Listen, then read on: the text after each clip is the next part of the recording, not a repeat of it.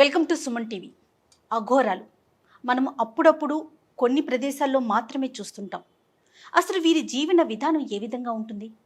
వీరి అలవాట్లు ఏ విధంగా ఉంటాయి? వీరు ఎవరిని పూజిస్తారు? ఇలాంటి ఎన్నో సందేహాలు.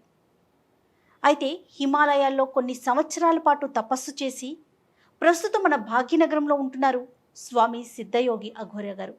ఈరోజు మనతో పాటు స్టూడియోలో ఉన్నారు. అసలు అఘోరా జీవితం ఎలా మొదలవుతుంది? వారి మాటల్లోనే మనం తెలుసుకునే ప్రయత్నం చేద్దాం. నమస్కారం గురుగారు. నమో నమః. శ్రీమాత్రే నమః. నేను ముందుగా చెప్పినట్లు అఘోరాలు అనగానే రకరకాల అనుమానాలు, రకరకాల సందేహాలు వారి జీవన విధానం మీద, వారి మీద కూడా. ఎందుకంటే సమాజానికి అఘోరాలకి మధ్య కొంత తేడా కనిపిస్తుంది. కొంత భిన్నంగా ఉంటారు, వారి ఆకారంలో కావచ్చు, వారి వ్యవహార శైలిలో కావచ్చు. అసలు ఈ అఘోరా అనే జాతి ఎలా ఉద్భవించింది? ఎక్కడి నుంచి మొదలైంది? ఓం శ్రీ కాలభైరవాయ నమః. చాలా చక్కటి ప్రశ్న అమ్మా. ఈ ప్రశ్న చాలా మందికి తెలుసుకోవాలి.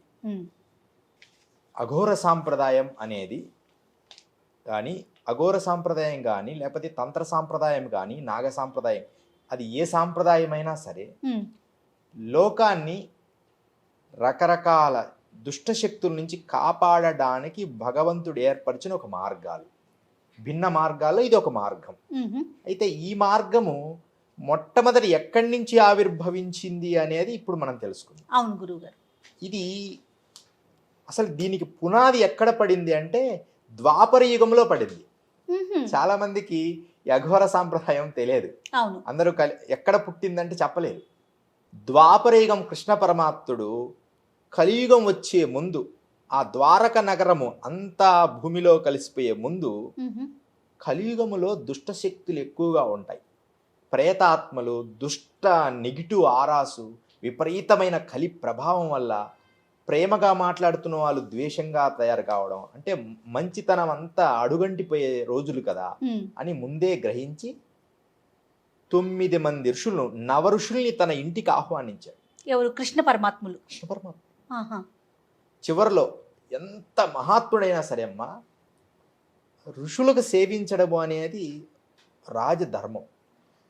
నేను భగవంతుని, అక్కడ భగవద్గీత చెప్పినా ఆయన భగవంతుడే, కానీ ఋషుల్ని సేవ చేయడం, నారద మహర్షి వచ్చినా ఆయన సేవ చేసేవాడు, ఆయన పాదాలకు నమస్కరించేవాడు, ఋషిగానే ఆయనకు సేవ చేస్తుండేవాడు. అలా నవ ఋషుల్ని పిలిపించాడు. ఆ నవ ఋషుల పేర్లు మనం ఇప్పుడు తెలుసుకుందాం.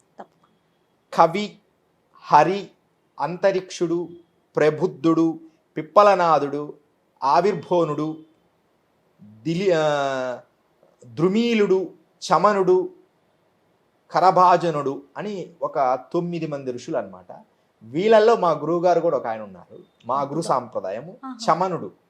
మా గురుతుల్యంగా మేము సాధన చేస్తున్నది చమనుడి నుంచి. అఘోరంలో ఇది రకరకాలు. అయితే వీళ్ళందరినీ పిలిపించి కృష్ణ పరమాత్ముడు వారికి పాదసేవ చేసి వాళ్ళ కాళ్ళు కడిగాడు. వాళ్ళు సంతసించి, స్వామి మీకు ఏం వరం కావాలి కృష్ణ అని అడిగారు. అప్పుడు ఆయన అన్నారు, లోకహితార్థం కాంచుకొని లోకానికి మేలు చేయడానికి కలియుగములో మీరు ఒక్కొక్కరు ఒక్కొక్క రకంగా జన్మించి లోకానికి మేలు చెయ్యాలి అని చెప్పి కృష్ణ పరమాత్ముడు చెప్పాడు. మీరు ఎలా చేస్తే, మీ సేవకు మేము సంతసించాం, మీరు చేసిన సేవలకి మీరు ఎలా చెబితే అలా జన్మిస్తామని చెప్పాడు కృష్ణ పరమాత్మ.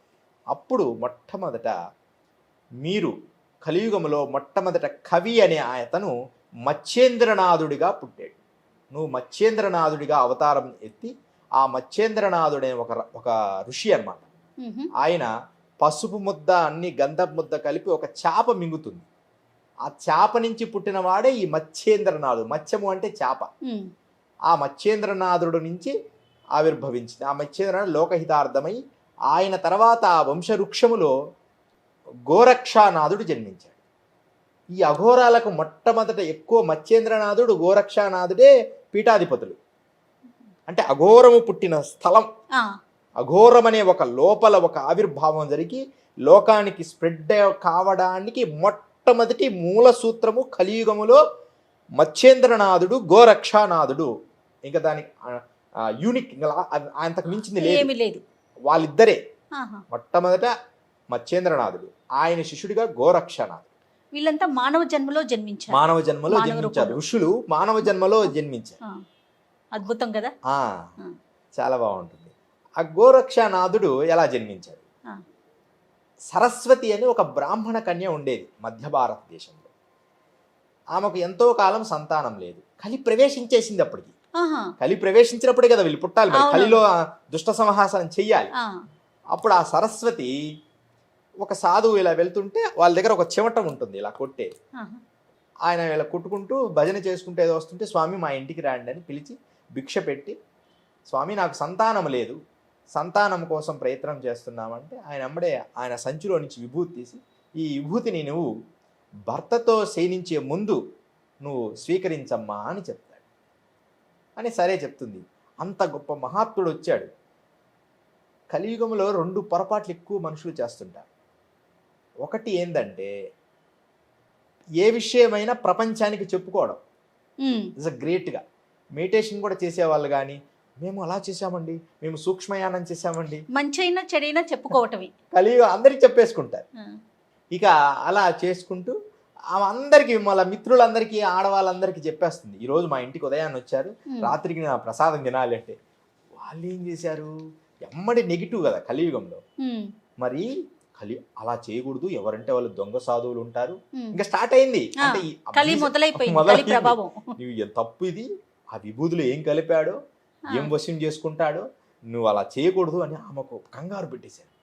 పాపం ఆమె ఏం చేసిందంటే వెళ్ళిపోయి ఏం చేయాలో తెలియక తీసుకొని ఆమె ఆవు పేడ వేసే స్థలంలో వేసేసింది. ఇక ఆయన కాలాంతరాల్లో వెళ్ళిపోయారు. కొంతకాలానికి 12-20 సంవత్సరాల తర్వాత మరలా తిరుగుతూ ఆ ప్రాంతానికి వచ్చినప్పుడు ఆమె ఇంటి దగ్గరికి వెళ్ళాడు. ఏది నా కుమారుడు అమ్మ, అతను నాకు ఇయ్యాలి, పుట్టినప్పుడు నాకు ఇయ్యాలని కూడా చెప్తాడు, నీకు కుమారుడు కలుగుతాడు, నాకు ఇచ్చేసి. ఇక వెళ్ళి మరలా ఆయన అదే విధంగా ఆమె దగ్గరికి వెళ్ళాడు, అడిగిన తర్వాత ఆమె ఆశ్చర్యపోయింది. నిజం, ఎంత పొరపాటు చేశాం స్వామి, మీరు చెప్పినట్టు నిజంగా జరిగేదేమో, మాకు సంతానం కలగలేదు, నువ్వు ఇచ్చిన విభూతి ఆవు పేడలో వేసేసాం, అయ్యో ఎంత పని జరిగిందని ఆవు పేడ తీయమని చెప్తే, లోపల ఆ పిల్లవాడు పెరిగి పెద్దవాడు అయి ఉంటాడు, తపస్సు చేస్తుంటాడు దాంట్లో కూర్చొని గోవు పేడలో. అందుకని అప్పుడు ఆయన పేరు గోరక్షానాథుడు అని నామకరణం.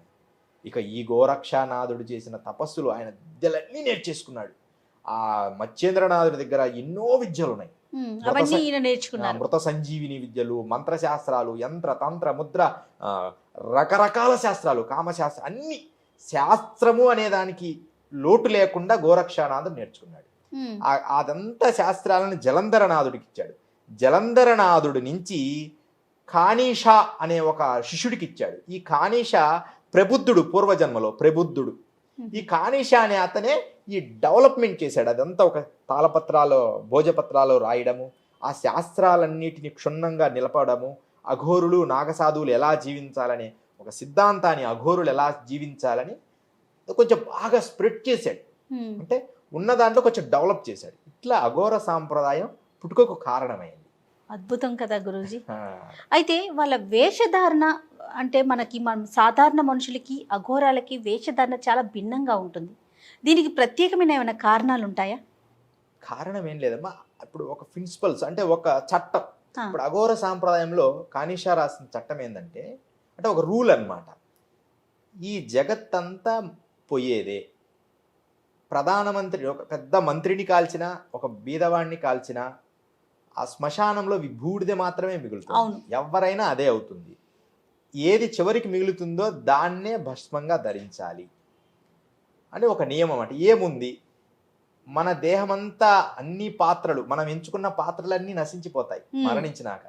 భర్త అని, పిల్లలని, అన్ని పాత్రలు కూడా ముగిసిపోతాయి. కానీ కపాలం ఒకటి మాత్రం కాల్చినాక ఉంటుంది, కొంచెం తొందరగా పోదు. అందుకని ఏ కపాలం అయితే పోతుందో, ఈ కపాలం నువ్వు తినేది ఈ కపాలంలో తినని కపాలంలో తింటారు. ఒరే నీ కపాలం కూడా ఇలా అవుతుందని వాడిని గుర్తు చేసుకోవడానికి. Nothing is life, nothing is body, అంటే ఇదంతా నథింగ్, ఎవ్రీథింగ్ ఈజ్ నథింగ్ అని చెప్పి ఆ భావన కలగడానికి కపాలాన్ని ఎంచుతాడు. అంతే తప్ప ప్రత్యేకమైన రూపధారణని కాదు. అంటే తనకు తానుగా ఇదంతా అశాశ్వతం అని తెలుసుకోవడానికి శ్మశానం ఎంచుకుంటాడు.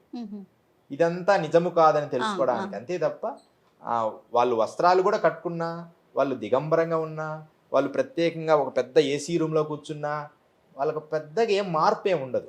ఓకే. గురువుల నుంచి ప్రత్యేకమైన శిక్షణ విధానం ఏదైనా తీసుకుంటారా మీరు గురువుగారు? కొన్ని సంవత్సరాల పాటు హిమాలయాల్లో తపస్సు చేశారు కదా, తర్వాత మీరు చేసే విధి విధానాలు కానీ, పనులు కానీ, ప్రక్రియలు కానీ ఎట్లా మీకు గురువుల నుంచి పారంపర్యంగా వస్తూ ఉంటాయా? ఖచ్చితంగా గురు శిక్షణ అవసరం. ఈ అఘోర సాంప్రదాయానికి ఖచ్చితంగా గురు శిక్షణ అనేది చాలా అవసరం ఉంటుంది. మొట్టమొదట ఎమ్మడే వెళ్ళగానే మేము మంత్రం తీసుకుంటామంటే ఏమి ఇయ్యరు. గురు శిక్షణలో వాళ్ళను పరీక్ష పెడతారు. రకరకాల పరీక్షలమ్మా, ఈ పరీక్ష అని ఉండదు. నేను అఘోరులలో నేను కూడా వారి మిత్రుణ్ణి అనిపించుకోవడానికి నాకు దగ్గర దగ్గర 8 సంవత్సరాలు పట్టింది. అంటే 8 సంవత్సరాలు అంటే నేను మొదలుపెట్టి చిన్నప్పటి నుంచి అని కాకుండా నేను సాధన మొదలుపెట్టినాక 8 సంవత్సరాలు పట్టింది. ఇతను కూడా మా సాంప్రదాయానికి చెందినవాడే. అఘోరం అనేది ఒక పిహెచ్డి అమ్మా. ఇప్పుడు అఘోరం అనేది ఒక డిగ్రీ. ఇప్పుడు అది శంకరాచార్యులు చేశారు ఈ అఘోర తత్వాన్ని. ఆయన అందరికీ బోధ ఇలా ఉండాలని ఆయన దాని మీద స్టడీ చేసి అందరికి మేలు చేశారు. తర్వాత ఇంకొంతమంది ఋషులు కూడా చేశారు ఈ అఘోర సాంప్రదాయం. వశిష్ఠులు వారు కూడా అఘోర సాంప్రదాయంలో తారా సాధన చేశారు. మరి ఆయన దక్షిణాచారం కదా, మరి వామాచారంలో కూడా చేయాల్సి వచ్చింది అమ్మవారు దర్శనం ఇవ్వకపోయేసరికి వశిష్ఠుల వారు. అంటే అదొక సబ్జెక్ట్. మీరు ఎలా అఘోర వైపు ఆకర్షితులయ్యారు? మీరు అంటే ఇట్లా వెళ్ళాలి, నేను కూడా ఒక అఘోరగా నా జీవనాన్ని సాగించాలి అనే ఆలోచన మీకు ఎందుకు వచ్చింది? ఏది నేను ప్రత్యేకంగా కోరుకోలేదమ్మా. ప్రయాణం మొదలైంది కాశీనగరంలో ఉన్నప్పుడు. కాశీ నుంచి నా ఈ దీక్షా విధానాలలో గురువే స్వయంగా వచ్చి మాకు దీక్ష చేయడం జరిగింది. నాయనా నువ్వు ఈ సాధన చేయండి. మొట్టమొదటి నాకు దశమహావిద్యల్లో తారా విద్యను నాకు ఉపదేశం చేశారు. ఇలా తారా విద్యను ఉపదేశం చేస్తే ఆ తారా విద్యతోనే నా మంత్ర సాధనని చేసి చాలా గంభీరంగా ఉండేవాడిని. విపరీతమైన అమ్మవారి కండ్లలాగా ఉండేవి, గంభీరముగా. అలా ఒక అగ్ని ప్రజ్వలిస్తే ఎలా ఉంటుందో అలా ఉండేవాడిని అది చేసినప్పుడు. అంటే గురువుల ఆదేశానుసారం చేశాను. గురువు ఏమి చెప్తే అదే చేసేది. ఇప్పటికీ కూడా ఇప్పుడు ఇంతకు ముందు మీరు మాట్లాడేటప్పుడు కూడా మా గురువు గారు భాగ్యనగరానికి పంపించారు, అందుకని భాగ్యనగరం వచ్చాము. హిమాలయాల్లో ఉండమంటే హిమాలయాల్లో గురువు ఆజ్ఞని మీటరు. జులై నెలలో హిమాలయస్ పిలిచారు, వెళ్ళిపోతున్నాను. సో గురువు ఆజ్ఞ మేరకే ఉంటుంది మీ ప్రయాణం మొత్తం. ఖచ్చితంగా గురువు అనే పదము ఎలా చెబితే అలా నడుచుకోవాలి. అప్పుడే నువ్వు సేఫ్టీగా ఉంటావు. ఆ గురువు పరంపర అయి ఉండాలి సుమా. పరంపర అంటే క్లారిటీ ఉండాలి, సనాతన పరంపర. ఇప్పుడు గోరక్షనాథు నుంచి వచ్చే పరంపర ఉంటుంది. ఆ పరంపర నుంచి పొందిన వాడే గురువుగా ఉంటారు, గురువులు అవుతారు. మనకు తణుకులో ఉన్నారు ఒక ఆయన, అక్కడక్కడ ఉన్నారు అఘోరులు, మంచి వాళ్ళు ఉన్నారు. వారు సాంప్రదాయబద్ధంగా ఉన్నవారు, వాళ్ళని మనం గౌరవించి తీరాలి అంతే. మీ గురువు గారు ఎవరండి? మా గురువు గారు అమరయోగి అమర్నాథ్ బాబాలు. అఘోర సాంప్రదాయంలో ఇంకా కీలకమైన విషయాలు కూడా మనం ముందు తెలుసుకునే ప్రయత్నం చేద్దాం. చాలా సంతోషం అండి. అసలు అఘోరాల ఆవిర్భావం గురించి తెలియజేశారు. నమస్తే. జై గురు.